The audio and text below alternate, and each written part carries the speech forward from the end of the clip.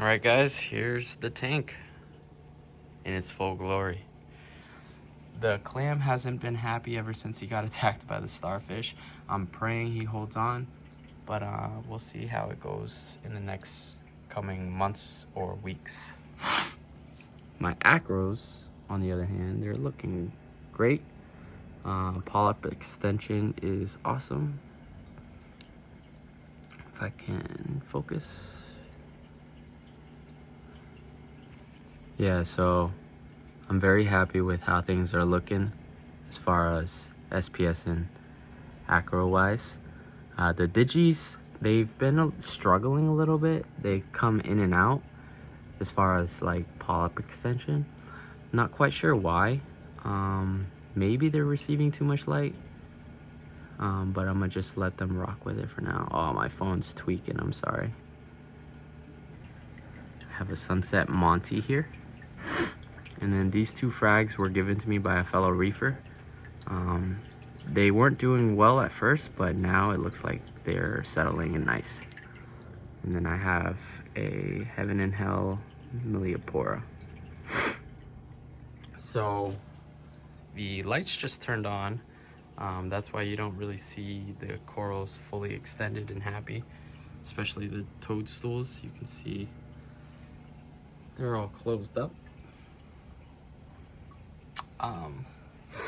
But yeah, other than that, the tank's been running smooth. I've been battling dinos, which has been like honestly really stressful.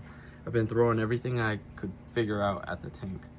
This is actually looking a lot better, but seeing that the lights just turned on, I'm sure it'll get a little bit worse later on in the day, but nonetheless it's getting a lot better. It was really bad like 2 weeks ago. My nitrates bottomed out completely and I was just struggling. So what I did was, obviously I'm running that UV sterilizer 24/7. I dosed a ton of bacteria from all different brands just to try to increase my biodiversity. I also had a bunch of live phytoplankton from Algae Barn that I was dosing every day. What else? I threw in a bunch of pods. And other than that, I just fed a lot and tried to increase my nutrient levels while running the carbon, because I found out that the dinos could be toxic. I'm not sure what species of dinos it is. I'm assuming it's Ostreopsis, but I never looked under a microscope, so I'm kind of unsure. But off of my observation and, you know, comparing pictures online, it does look like Ostreopsis. And it does go away at night, comes back once the lights turn on. So there's that. What else do I have to show you? Oh, so my torch recently died. Really sad about that. I don't know, something about the torches. I've read online a lot. They just kind of like shit the bed after a few months sometimes, depending on tons of things. And I've had a few that have done that. So there's that. I don't know if I'll continue caring for torches. We'll see how this guy does. He seems to be doing great, so yeah, we'll leave him there and just kind of go with the flow. My lyre tail Anthias is transitioning to a male. You can see the color difference. Powder blue is new. He's a pain in the ass. Well, not a pain in the ass, but he's just a jerk. So if I ever wanted to get new fish, I have to come up with a safe way to get them in here. Which is funny because I do have a diamond goby that I'm acclimating right now. It's funny because I've been through several diamond gobies and I keep getting rid of them because they throw sand everywhere. But seeing that I have this dino issue, I decided to give them another try. And I think this time I'll be a lot more lenient. I think in the beginning, as a new reefer, I was like really stressed out about sand being thrown everywhere and sand not being like, you know, level and flat, looking nice. But honestly, now I could care less. I think I would just take the natural approach. Like you can see my MP40 is kicking up sand over there. I'm gonna just let it be. the beginner me would have freaked out and said, "Oh, I gotta throw sand back in that area." But honestly, I'm gonna just let it go for now. So yeah, I'll check back in with you guys once the corals are happy, looking better. Look at the fire shrimp. That's funny. There you go. Must be eating some nori. But yeah, I'll show you guys how everything looks. Probably have the diamond goby in by then. This is how I acclimate, by the way. I just set a container into, well, backtrack. As soon as I get the package, I don't float them in the sump or anything. I literally just dump them out into a container and then float them that way so that I can drip acclimate them at the same time. So while I'm matching the salinity with the drip acclimator, I'm also matching the temperature by floating the container. So I feel like it handles two in one. And yeah, so in here I'm acclimating 10 Trocus snails. I'm not sure, I forget. I think they're Trocus. And then a diamond goby. I usually don't really acclimate the inverts, but seeing that they all came in one, might as well do it just to be safe. But yeah, I'll check back in with you guys in a little. Thanks. All right, guys, it's now 9:16. This is when I'm running like heavy blues, very little whites. I just recently changed over to this more teal spectrum. Before I was running some pretty heavy violets, but it wasn't really eye-catching to the naked eye. Like, you would have to put on the orange lens glasses in order to really enjoy that color spectrum. So I switched it over to a more tealish, kind of like baby blue kind of tint, and I'm loving how it looks because it looks the same without the glasses. So anyone viewing it would still see the color pop and not have to wear any glasses. Yeah, unfortunately, it doesn't look like this in real life. It actually looks like this in real life. So that's the benefit of, I guess, running a spectrum that's more teal as opposed to violet. But yeah, so if you guys don't know, I'm not sure if I told you yet or not, but I did upgrade my lights from 3 AI primes to 2 Orphic Atlantics. I'm loving them. They're awesome. They produce like an insane amount of par. I'm running things at like 40-50% right now, and I'm hitting upwards of like 300 par on the sand bed, which is crazy because these corals are handling it pretty well. I do see some bleaching in some areas, but honestly, I think I'll just leave it as is because I've been running this schedule for over a month now, and everything else is fine. So it could be the lights, but it also could not be. Like, you see some bleaching right there, and then over here you see bleaching on this guy back there. But other than that, everything else is fine.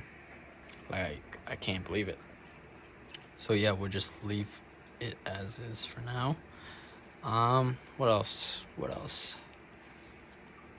Yeah, the diamond goby's settling in nice. He dug a burrow over here, but the snail took it. So I guess he's just hanging out for now. Yeah, so I guess I'll run through my corals real quick with you guys. The water's a little bit cloudy right now, just because I just fed some reefroids. My phosphates are like wicked low, so I figured why not feed some reefroids, shoot that phosphate up.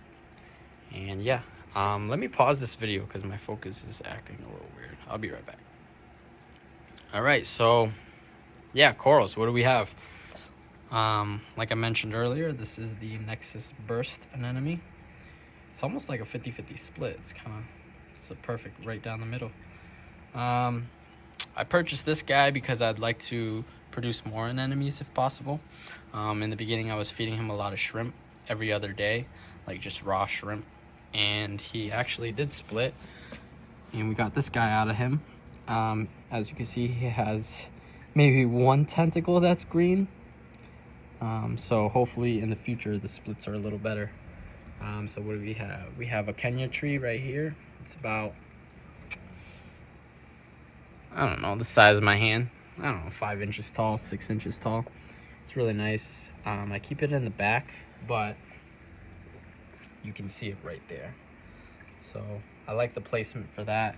There's not really much room in front, so I kind of leave it as is there. I still have my Xenia island. It's doing great. I don't know if you guys seen my first video, but it was probably the size of that right there. So now the whole island's covered, which is nice. I might have to push it back a little bit. I just don't want it somehow transferring over to this rock and then just be a menace. So yeah, I gotta move that. What else? This acan I just moved today from a different rock, so he's not really happy right now. This Montipora plate is awesome, just because the polyps are really nice. Let me see if... Whoa, look at that. Yeah, I love this one. This was one of my first corals. Let's see what else. I just moved this toadstool, so it's not happy. But it'll be back in a few days. Let's see what else. I'm not sure what this is. I think it's a stylophora, maybe? I forget, but it's encrusting nice. It's kind of lost its color a little bit, but nonetheless, it's definitely grown onto the rock a lot. Same with this Cyphastria meteor shower. Then over here, I have the Aussie toxic slimer. It's doing fairly well. Compared to the rest of the acros, I think this is probably one of the best performers. Right now, the polyps aren't out as much as before. As much as usual. But I was kind of disturbing the tank a little bit feeding it, so that could be a reason. Favia and Pink Booby Chalice, they're looking great. Favia has its sweepers out right now, probably feeding. Still have the reef rods running around. I think this is a Garf Bonsai. I'm not quite sure. Someone could correct me if they know. Man, I gotta get a DSLR because this is not it. But yeah, it's looking good. Polyps are extended and it is outgrowing that frag, or overgrowing. And then I have a highlighter green Monty plate back there. I really like that color. This guy is a tenuous, a limon tenuous. Can't see it right now, but the colors are starting to come out a little bit. It was really pale when I first got it. Now it's coming out a little more. The rest of my acrofrags, I really don't know the names. I have them written down somewhere, but off the top, I don't remember. But this one is one of the better pieces. Sorry, guys. I ran out of space on my phone. I had to delete some videos. All right, where were we? Anyways, right here we have a Heaven and Hell Miliopora. The colors on it is wicked nice. This is actually one of my favorite acros. Can't wait for it to grow out. Or, well, not an acro, but a Miliopora. Yeah, I'm having trouble focusing. Trust me, guys, I will have a DSLR soon. Very soon. What is this? Poecilopora, doing great. Polyp extension is great. This guy, I think, is the Electric Daisy. He's doing okay. He's starting to encrust on the rock, but does have that like bleach spot on the top. Over here I have some Digis. It's weird. This one's doing great, but these ones haven't been doing all too well. So not too sure what's going on there. These are some more of those Monty redcaps.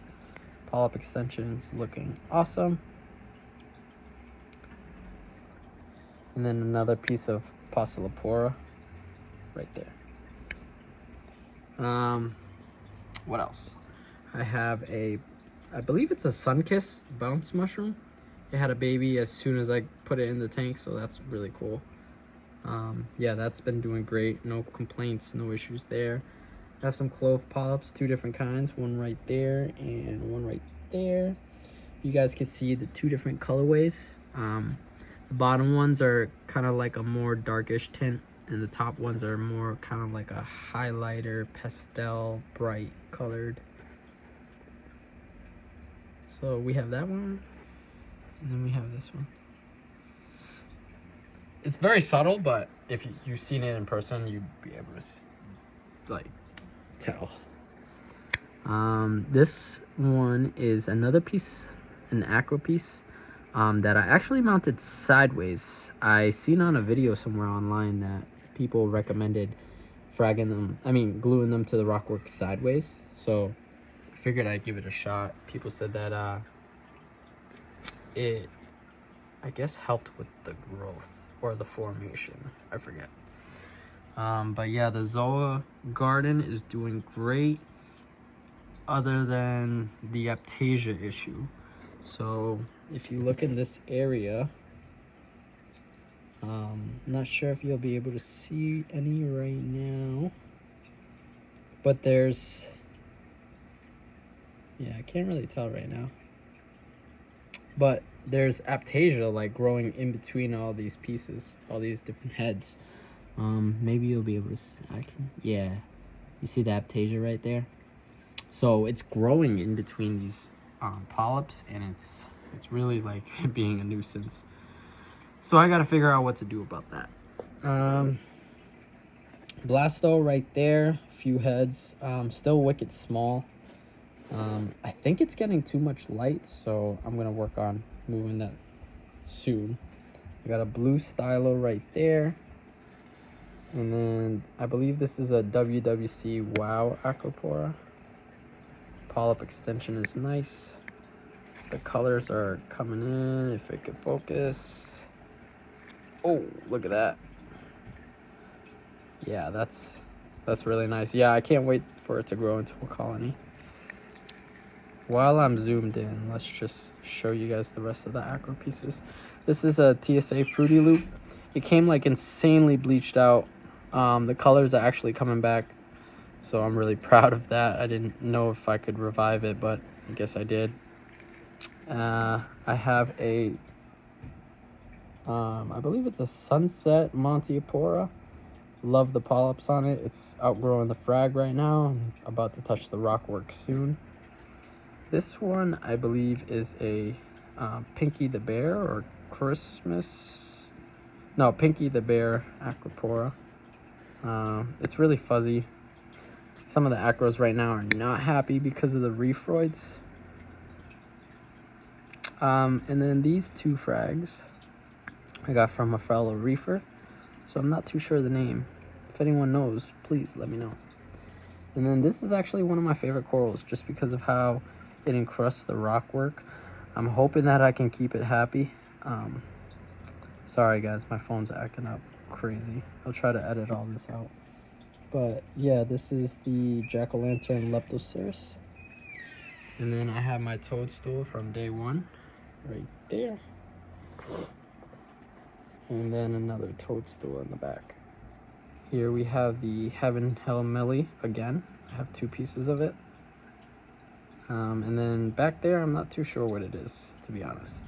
And it's never shown its polyps, so I gotta figure that out. Maybe it's just naturally like that. I have a GSP garden over here, or GSP island, wall, whatever you want to call it. It's usually out like a lot, but I think because I was feeding the reefroids, it kind of came back in a little. And then we have a little piece of Hollywood Stunner Chalice, as well as the mother piece right there. And then a Pectinia, and then a Monty plate. This Monty plate actually was brown for a long time and then bleached. You can still see some of the spots. And wow, it came back. I can't believe it. Okay. So yeah, I have this little hammer, frog spawn, octospawn garden going right now. Eventually, looking forward to it growing, filling up into kind of like a diamond shape.